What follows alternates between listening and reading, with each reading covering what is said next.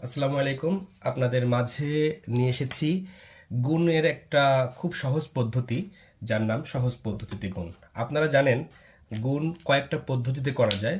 গুণ জিনিসটা কি? গুণ জিনিসটা হচ্ছে পর্যায়ক্রমিক যোগের সমষ্টি। পর্যায়ক্রমিক যোগ মানে কি? পর্যায়ক্রমিক সংখ্যার যোগ। সংখ্যার যোগ। আচ্ছা, যেমন পর্যায়ক্রমিক, যেমন ধরেন ২ যোগ ২ যোগ ২ যোগ ২, এই যে পর্যায়ক্রমিক ১ ২ ৩ ৪, এরকম সেম সংখ্যা যখন আপনার বারে বারে যোগ করবেন, যেমন ২ যোগ ২ ৪, তারপর ২ কত ৬, তারপর ৮। গুণটা ঠিক হচ্ছে এমন একটা জিনিস যেখানে এই পর্যায়ক্রমিক যোগের সংক্ষিপ্ত রূপ। তার মানে আমি এখানে ২ আছে আমার ৪টা, আমি ২ একবার নিব, এর সাথে আমি কয়বার আছে ৪বার গুণ করব, ৪ দুগুণা ৮। এটাই মূলত হচ্ছে আপনার গুণ। এখন এই গুণটা অনেকভাবে করা যায়, কিন্তু আমি আপনাদের শেখাবো সহজ পদ্ধতি। সহজ পদ্ধতি কি জিনিস? একটা পদ্ধতি আছে সাধারণ পদ্ধতি। পদ্ধতি পদ্ধতি দুইটা। একটা হচ্ছে সাধারণ পদ্ধতি। সাধারণ সাধারণ অর্থ হচ্ছে আমরা সচরাচর যেভাবে গুণ করি। আর একটা হচ্ছে সহজ পদ্ধতি। আমি বোর্ডে লিখে রেখেছি পদ্ধতি। আচ্ছা, এখন আমরা বোর্ডে দেখতে পাচ্ছেন যে ৯৯ গুণ ৬ সমান হোয়াট। এটাকে যদি আমরা সাধারণ পদ্ধতিতে গুণ করি, সাধারণ পদ্ধতিতে, তো সেটা আমরা কিভাবে করতে পারি? দেখেন, সাধারণ পদ্ধতি বলতে আমরা নর্মালি করতে পারি ৬-এর সাথে ৯-এর গুণ। ৬ নং ৫৪, ৫৪ ৪, হাতে ৫। ৬ নং ৫৪, ৫৪-র ৫ কত? ৫৪ ৫৫ ৫৬ ৫৭ ৫৮ ৫৯, ৫৯, ৫৯৪। এটা মূলত আমার অ্যান্সার। এটা সাধারণ পদ্ধতি। যদি এখানে আপনার ২ থাকতো, ২৬ থাকতো, বা এখানে যদি ৯ আরেকটা থাকতো, তখন কিন্তু গুণটা একটু বড় হয়ে যেত। তো সেক্ষেত্রে আপনার এই সাধারণ পদ্ধতিতে গুণ করতে একটু সমস্যা হতো। এখন এই গুণটাকে যদি আমরা সহজ পদ্ধতিতে করি, দেখেন কিভাবে করা যায়। সহজ পদ্ধতি অর্থাৎ আমি ৯৯ গুণ ৬। তো প্রথম কাজ হচ্ছে এই যে এইখানে যে সংখ্যাটা থাকবে, এই সংখ্যাটাকে আপনি ১০০, ১০, ১০০০, ১০০০ এইরকম একটা সংখ্যায় আনতে হবে। সেটার সাথে আপনি যে কোনো সংখ্যার যোগ অথবা বিয়োগ করতে পারেন।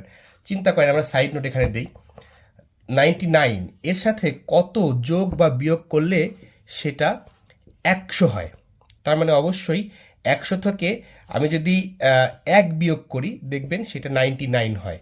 হয়তো এইরকম একটা ফর্মেট আমি নিয়ে আসবো। কেন আনবো সেটা বলছি। তার মানে দেখেন, আমি ৯৯ সমান যদি আমি ১০০ বিয়োগ ১ করি, তাহলে আমার এটার কিন্তু এই ফর্মেটে লেখা যায়, সমান গুণ দিয়ে আমি ৬ দেব। এরকম লেখা যায় কিনা? আচ্ছা, কেন করলাম? কারণ আমরা জানি যে যে কোনো পূর্ণ সংখ্যার সাথে গুণ করা এবং শূন্যের সাথে গুণ করা সহজ বেশি। পূর্ণ সংখ্যার থেকে শূন্য সংখ্যার সাথে গুণ করা সহজ বেশি। এখন এই ৬টাকে আমি এই ১০০ সাথে গুণ করব। তার মানে ১০০ গুণ ৬। এবার বিয়োগ চিহ্ন দিব, তারপরে এই ৬টা গুণ হবে ১-এর সাথে, গুণ ১। আমি বোঝার সুবিধার্থে আমি একটু ব্র্যাকেট দিয়ে আটকায় দিচ্ছি।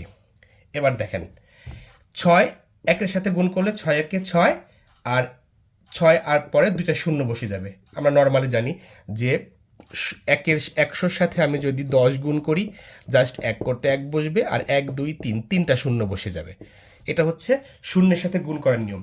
এবার বিয়োগটা দিব, ৬ একে ৬। এবার নর্মালি আপনি এখান থেকে বিয়োগটা করে ফেলেন।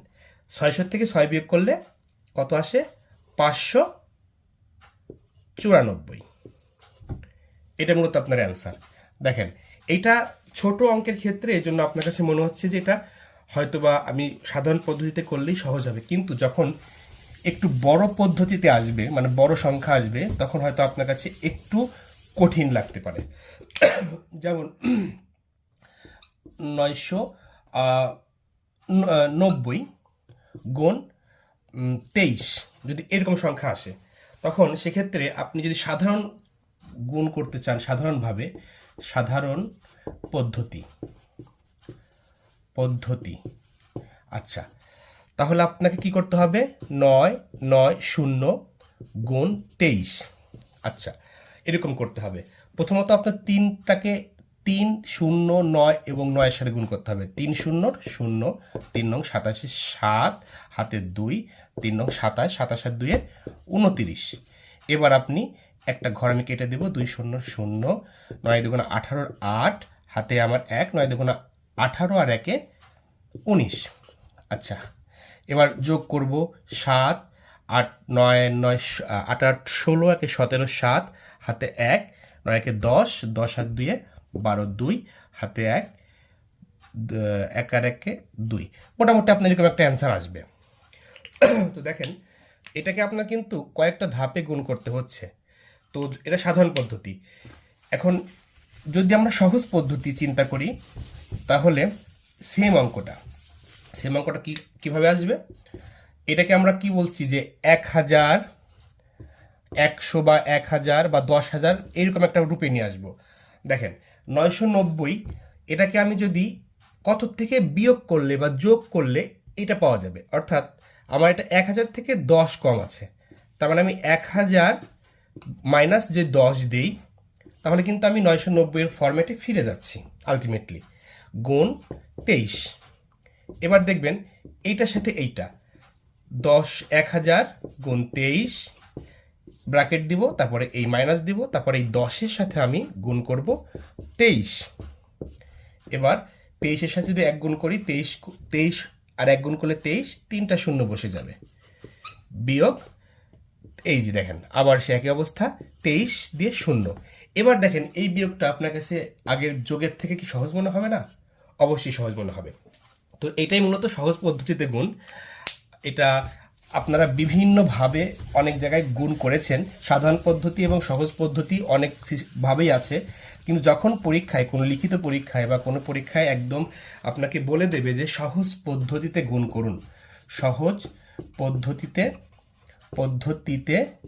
গুণ করুন, তখন কিন্তু আপনাকে অবশ্যই এই নিয়মটা ফলো করতে হবে। আপনি কিন্তু চাইলেই সাধারণ পদ্ধতি ইউজ করতে পারবেন না। যদি আপনি এমসিকিউ হয়, সেক্ষেত্রে আপনার ইচ্ছা মতো আপনি আপনার মেথডে অ্যাপ্লাই করতে পারেন।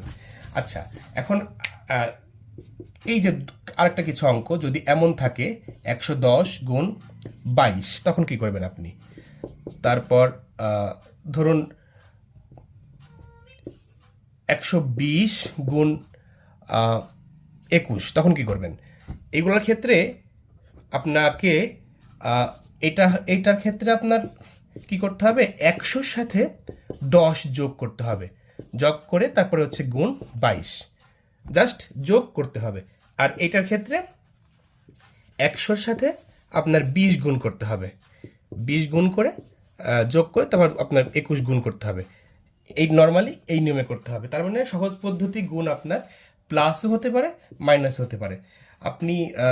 আপনাকে শূন্য আনতে হবে, অর্থাৎ 110 বা 1000 এই ফর্মেটে আনতে হলে যদি আপনাকে যোগ করতে হয় যোগ করবেন, যদি আপনাকে বিয়োগ করতে হয় অবশ্যই বিয়োগ করবেন।